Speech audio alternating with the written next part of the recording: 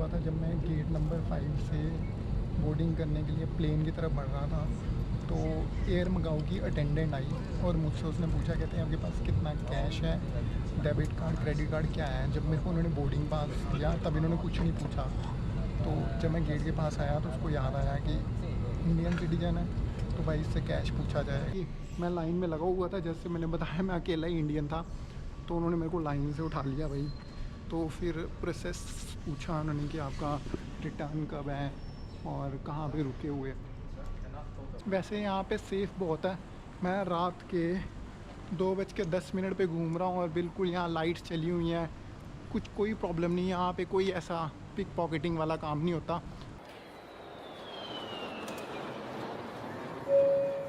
अभी इस वक्त दानंग इंटरनेशनल टर्मिनल 2 के एयरपोर्ट पे, और मैं यहाँ से जा रहा हूँ मकाऊ। मैं इंडिया से आया था मलेशिया से आया मैं वियतनाम, और मेरे को वियतनाम की हो ची मिन सिटी से लेनी पड़ी फ़्लाइट दानंग की, और अब मैं दानंग से मकाऊ जा रहा हूँ। तो मकाऊ की डायरेक्ट फ़्लाइट मेरे को मिली नहीं, और मकाऊ में ऑन अराइवल वीज़ा इंडियंस के लिए 30 डेज़ का मिल जाता है।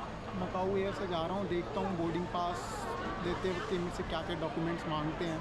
टाइम जो फ़्लाइट टाइम है आई थिंक 1.5 घंटे का है।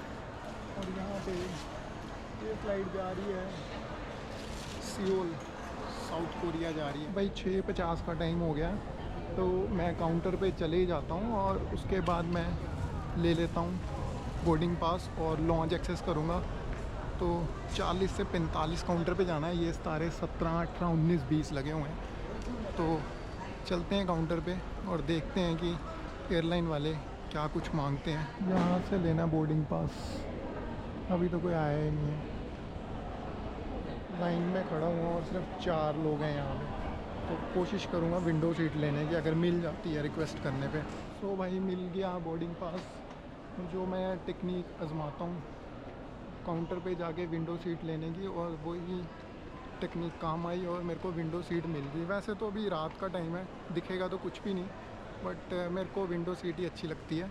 करते हैं यहाँ से एग्ज़िट, इमिग्रेशन करते हैं और लॉन्च एक्सेस करते हैं उसके बाद। तो जो मेरे को ये टिकट पड़ी है, ये मेरे को 9,500 की पड़ी है दानांग से मकाऊ की। 1.5 घंटे का फ़्लाइट टाइम था, और एयर मकाऊ की 2 फ़्लाइट चलती हैं ऑल्टरनेट डेज़ पे।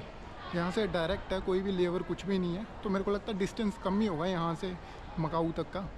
तो वहाँ पे पहुँचूँगा 12 बज जाएंगे वहाँ के टाइम के अकॉर्डिंग। तो मतलब आप ये समझो फिर वहाँ से इमिग्रेशन करनी है और उसके बाद होटल जाना है, तो वो सब देखना पड़ेगा।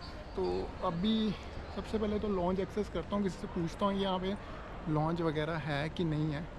और मैं सोच रहा था कि जब बोर्डिंग पास लूँगा तो काफ़ी सवाल जवाब करेगी वो, कहाँ जा रहे हो, बट उसने कुछ नहीं पूछा, सिर्फ टिकट देखी उसने और ऑनवर्ड टिकट मांगी।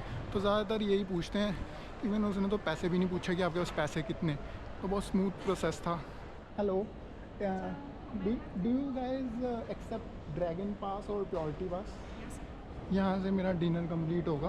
तो भाई यहाँ पे दानांग के टर्मिनल 2 पे लॉन्च एक्सेस हो जाता है, तो आप ड्रैगन पास या प्रायोरिटी पास दोनों दे सकते हो। और यहाँ पे कोई भी नहीं है, खाली है। तो जो भी फ़्लाइट्स हैं वो रात की हैं अब, तो अभी कोई भी टाइम नहीं है मतलब यहाँ का फ़्लाइट का, तो अभी खाली है ये। अभी सिर्फ 7 बजे हैं, और इवन मेरी फ़्लाइट भी रात के 10 बजे है। तो मतलब मेरे को यहाँ पे 3 घंटे में रुक सकता हूँ आराम से, खाऊंगा पीऊँगा और रेस्ट करूँगा यहीं पे। खाली पड़ी हैं चेयर्स, एक भी बंदा नहीं है यहाँ पे। और बाहर 2 मसाज चेयर्स थी, तो मैंने उससे पूछा, मैंने कहा कि जो मसाज हैं ये बीच में इंक्लूड है? तो कहती हाँ, वो मसाज चेयर भी आप यूज़ कर सकते हो। तो काफ़ी अच्छा लॉन्च है ये, देखो ये जो मसाज चेयर है, आप बैठो यहाँ पे, फ्री ऑफ कॉस्ट है। तो फाइनली यहाँ पे मेरे को कुछ वेजिटेबल्स मिली हैं उबली हुई, और ये वो चीज़ है, तो खा लेते हैं इसको। और इन्होंने क्या किया हुआ है, वेजिटेरियन का काउंटर अलग किया हुआ है, पर कई कंट्रीज़ में मैंने देखा कि वेजिटेरियन का जो काउंटर होता है ना, वो अलग नहीं होता, वो मिक्स ही किया होता है। बट ये मेरे को अच्छा लगा यहाँ पे कि इन्होंने दानांग में अपने वेजिटेरियन का काउंटर अलग रखा है और नॉन वेज का अलग रखा, और वेजिटेरियन पे इन्होंने ग्रीन कलर की मार्किंग कर रखी थी, तो मेरे को ईजी हो गया ढूंढने के लिए। तो ये वेजिटेबल्स हैं, कॉर्न है, ये टोफू लग रहा है मेरे को, और उबली हुई ये वेजिटेबल्स। अब यही खाना पड़ेगा यहाँ पे। अभी टाइम यहाँ पे हुआ है 7:45 का, 10 बजे की फ़्लाइट है। फ़्लाइट में मेरे को कोई भी मील नहीं मिलेगी, तो अभी मैं यहीं पे अपना डिनर करने वाला हूँ। और मुझे ये जो लॉन्च है ना, अब तक का सबसे बेस्ट लॉन्च लगा। ये देखो, यहाँ पे इन्होंने स्क्रीन दे रखी हैं, आप कुछ भी सर्च कर सकते हो। और आप ये समझो, आप प्रिंट भी कर सकते हो अगर आपने टिकट प्रिंट करनी है, अपना वीज़ा प्रिंट करना है, उसके लिए प्रिंटर दे रखे हैं इन्होंने। तो भाई मैं अभी गेट नंबर 5 पे जा रहा हूँ। टाइमिंग ऑलमोस्ट हो ही गया है, तो वहीं पे जाके बैठते हैं। 9:10 हो गए, 9:20 पे बोर्डिंग शुरू होनी थी। पूरे 9:15 पे पहुँचा हूँ यहाँ पे। 9:20 की बोर्डिंग थी, तो ऑलमोस्ट लोग जाना शुरू हो ही गए हैं यहाँ पे।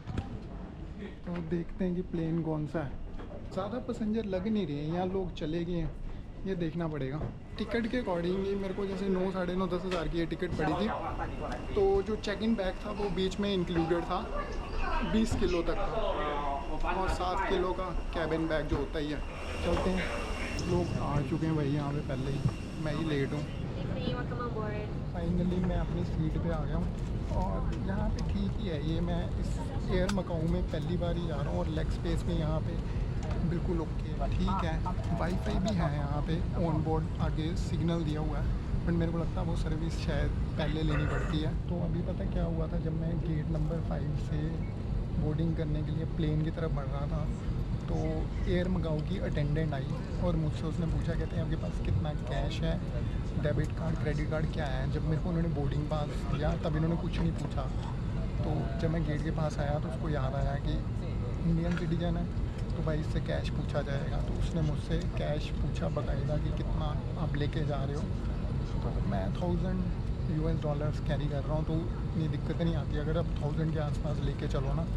और इसके अलावा आपके पास डेबिट क्रेडिट कार्ड तो होते ही हैं, बट हाँ उसकी स्टेटमेंट भी आपके पास होनी चाहिए, डेबिट और क्रेडिट कार्ड की, क्योंकि आप ऐप से दिखाने की कोशिश करोगे, आपकी ऐप क्या पता ना चले वहाँ पे। तो आप स्टेटमेंट जो है वो ज़रूर अपनी निकाल लो, और वो आप इमिग्रेशन पे दिखा सकते हो अगर इन केस को पूछते हैं। वैसे ज़्यादातर वो पूछते नहीं हैं। तो भाई यहाँ पे ना एयर मकाऊ वालों ने, मतलब मैं सोच रहा कुछ भी नहीं देंगे, बट ये एक कुकी दी है इन्होंने, और एक पानी की बोतल मिली है मेरे को। और मैं यही देख रहा था, इनकी जो मैगजीन्स हैं, इंस्ट्रक्शन है, सब कुछ चाइनीज़ में भाई, कुछ भी इंग्लिश में नहीं है।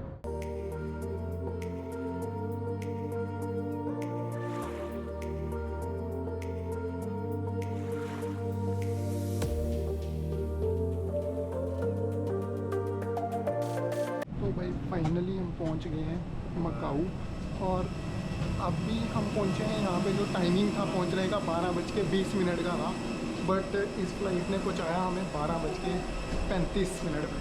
अभी देखते हैं, इमिग्रेशन करते हैं भाई। और मैं इस फ़्लाइट में अकेला इंडियन था, एक भी इंडियन नहीं था भाई यहाँ पे। तो अराइवल को यहाँ पे कहते हैं चिगाडस, ये लिखा है ना यहाँ पे। तो यहाँ पे ये जो चिगाडस लिखा है ना, ये पुर्तगाली लैंग्वेज में लिखा है। यहाँ की 2 लैंग्वेज यहाँ की ऑफिशियल हैं। एक तो यहाँ की जो ऑफिशियल लैंग्वेज है पुर्तगाली, और एक कैंटोनीज़ है। एयरपोर्ट कुछ ऐसा है यहाँ पे, थोड़ा अलग ही टाइप का। और मेरा अभी जो होटल है वो भी देखना पड़ेगा यहाँ से कितनी दूर है एयरपोर्ट से।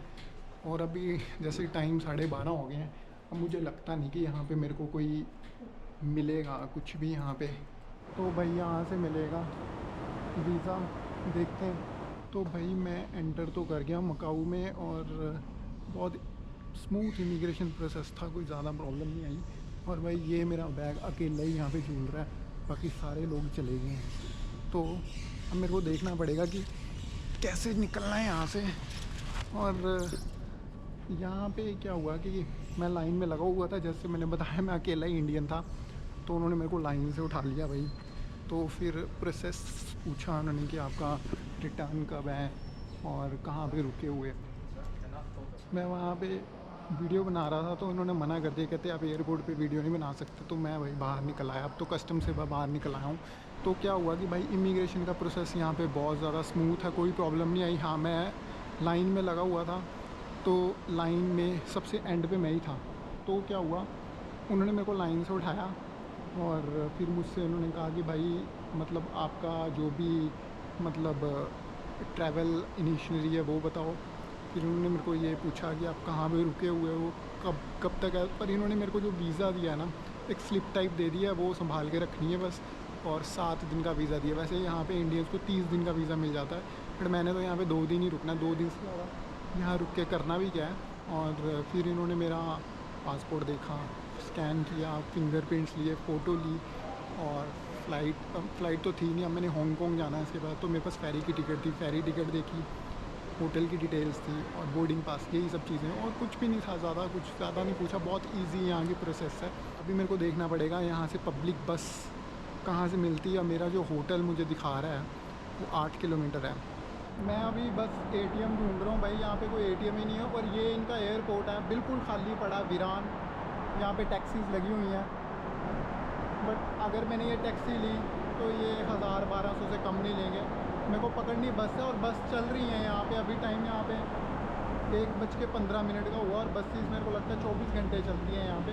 पब्लिक बस का इन्होंने लिखा तो हुआ है, बट ये इस बस में जाने के लिए मेरे को पहले पैसे तो निकालने पड़ेंगे ना। तो भाई ये ATM यहाँ के। और यहाँ पे जो करेंसी चलती है ये है मैकनीस पताका। एक मतलब Macanese pataca is equal to 10 Indian rupees है। तो भाई यहाँ पे ये सीन है कि बस में जाने के लिए आपको कॉइन देने पड़ते हैं, क्योंकि आप बड़े नोट नहीं दे सकते, वो चेंज आपको नहीं देते। और अभी मैंने 1500 पताका निकाले हैं, बड़े बड़े नोट निकले हैं। और बस में जाने के लिए मेरे को 6 पताका देने हैं। तो अभी मेरे को चेंज यहाँ से भी नहीं मिल रही। मैं एक फ़ॉरेन एक्सचेंज काउंटर पे हूँ और इन्होंने स्टाफ ही लिख के लगाया हुआ है, there will be no break down service for currencies. तो ये चेंज तो देंगे नहीं, ना कॉइन देंगे। तो मेरे लिए दिक्कत खड़ी होगी कि मैं बस में जाऊँ तो जाऊँ कैसे। बाहर टैक्सीज़ खड़ी हुई हैं और टैक्सी लेंगी काफ़ी ज़्यादा पैसे, और इनसे बात करके कोई फ़ायदा है नहीं है। तो अभी क्या करना है कुछ समझ नहीं लग रहा। तो फिर मैंने क्या किया भाई, $50 का मेरे पास नोट था, 400 रुपये कम, मतलब अभी इनका एक्सचेंज के हिसाब से मेरे को 400 का नुकसान हो रहा है। बट और कोई ऑप्शन नहीं है। बट हाँ, इन्होंने कॉइन्स और मेरे को छोटे नोट दे देने हैं जिससे मैं बस में सफ़र कर सकूँगा। पर मैंने तब भी टैक्सी से तो पैसे बचा ही लिए कम से कम, क्योंकि टैक्सी वाले ने 1500 रुपये लेना था। तो उस हिसाब से अगर मैं देखूँ तो मेरे को छोटे नोट और कॉइन भी मिल गए जो कि मेरे को बस में देने। बट ठीक है, कैलकुलेशन करेंगे अब होटल जाकर। और वैसे भी टाइम बहुत हो गया ना, 1:30 बज गए, 1:35। एक तो रात की फ़्लाइट थी और यहाँ पे खाली है। एक फ़्लाइट अभी और आनी है और वो भी दानांग से ही आ रही है। हमारे बाद की फ़्लाइट थी 11:35 की, तो वो शायद अभी पहुँचने वाली है। तो भाई 6 MOP का कॉइन मेरे पास आ गया, तो अभी मैं बस में ट्रैवल कर सकता हूँ। बट हाँ, मैंने एक्सचेंज कराया $50 का नोट, तब जाके इन्होंने मेरे को छोटे नोट दिए हैं। और मेरे पास 500 का था पताका, वो इन्होंने लिया ही नहीं भाई। तो मेरे को लगता है ये यहाँ पे टेक्निक है। तो अगर आपने भाई मकाऊ आना है और एयरपोर्ट से बस लेनी है तो कॉइन साथ में लेके आओ, कहीं से भी, जहाँ से पीछे से आ रहे हो, कहीं फॉरेन एक्सचेंज जहाँ से भी मिलते हैं भाई, छोटे कॉइन्स लेके आना। अगर आपने एयरपोर्ट पे लिया तो मेरे जैसा ही होगा कि 300-400 का घाटा पड़ेगा। और जो ATM से नोट निकलते हैं यहाँ पे बड़े नोट ही निकलते हैं। अभी मेरे को पहुँचना है अपने होटल, बस का ही वेट करूँगा। N21 नंबर की बस है। मेरे को टोटल स्टेशन है 12 स्टॉप्स, और फिर थोड़ी सी वॉक है 700 मीटर की, और फिर मैं अपने होटल पहुँचूँगा।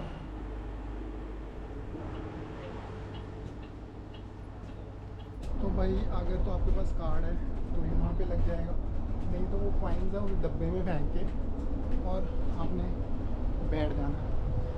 मैंने मकाऊ का पूरा ऑफलाइन मैप डाउनलोड कर लिया हुआ है, तो इस कारण मेरे को कोई दिक्कत नहीं आ रही। ऑफलाइन ही चल रहा है। मैं यहाँ पे कोई सिम नहीं लेने वाला, क्योंकि मैं सिर्फ 2 दिन के लिए रुकूँगा, तो यहाँ पे सिम लेके कुछ बनता ही नहीं करने के लिए। तो यही तरीका है एयरपोर्ट से आपको मतलब ट्रैवल करने के लिए। तो लगता है कि 24 आवर्स बस चलती है, यहाँ पे कोई दिक्कत नहीं आ रही। फाइनली बस ने छोड़ दिया। अब मेरे को यहाँ से 700 मीटर की वॉक करनी है और अपने होटल पे पहुँचना है। शायद मेरे को यहाँ पे मुड़ना है, हाँ यहीं पे जाना है स्ट्रेट। और यहाँ पे बारिश वाला मौसम हो रखा है। स्ट्रक्चर यहाँ पे ना, ये जो मकाऊ है एक टाइम पे पोर्तुगीज़ की कॉलोनी थी, तो यहाँ पे जो स्ट्रक्चरल आर्किटेक्चरल डिज़ाइन मिलेंगे सारे पोर्टुगल आर्किटेक्चर के। वैसे यहाँ पे सेफ़ बहुत है। मैं रात के 2:10 पे घूम रहा हूँ और बिल्कुल यहाँ लाइट्स चली हुई हैं, कुछ कोई प्रॉब्लम नहीं है यहाँ पे। कोई ऐसा पिक पॉकेटिंग वाला काम नहीं होता और ना कोई सड़कों पे कुत्ते हैं। ये देखो साफ़ सुथरी स्ट्रीट्स हैं, स्ट्रीट डॉग भी नहीं है। बाकी कल देखूँगा कल क्या अट्रैक्शंस देखनी है। कल क्या आज ही हो गया, 2 तो बज ही चुके हैं। थोड़ा सा रेस्ट करूँगा, सुबह घूमूँगा, कल कैसीनो देखूँगा। एक दिन में मेरे को कवर करना है। फाइनली मेरा होटल आने वाला 200 मीटर ही रह गया। हर बोर्ड यहाँ पे देखो चाइनीज़ में लगा है, कैंथोनीज़ चाइनीज़। तो देखो चाइनीज़ भी 2 टाइप की हैं। जो mainland China north side Beijing side के लोग हैं वो तो मैंड्रिन बोलते हैं। जो साउथ चाइना के आसपास के जो प्रोविंस है ना, और ये मकाऊ है, यहाँ पे ज़्यादातर लोग कैंथोनीज़ लैंग्वेज बोलते हैं। फाइनली मैं अपने होटल पहुँच गया।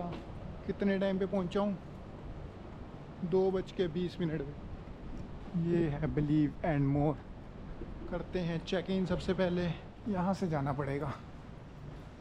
मैंने मैसेज इनको ऑलरेडी कर दिया था कि मैं लेट आऊँगा।